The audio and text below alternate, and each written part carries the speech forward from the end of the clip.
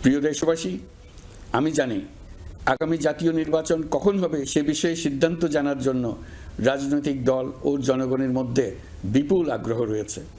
আমি বারবার বলেছি এই নির্বাচন ডিসেম্বর থেকে আগামী বছরের জুনের মধ্যে অনুষ্ঠিত হবে।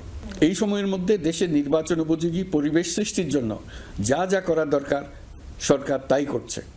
এখানে মনে রাখা জরুরি, বাংলাদেশ স্বাধীনতার পর থেকে যতবার গভীর সংকটে নিমজ্জিত হয়েছে তার সবগুলোরই প্রধান কারণ ছিল ত্রুটিপূর্ণ নির্বাচন।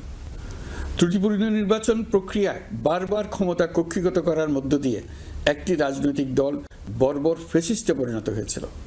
এই ধরনের নির্বাচন যারা আয়োজন করে তারা জাতির কাছে অপরাধী হিসেবে চিহ্নিত হয়ে যায়।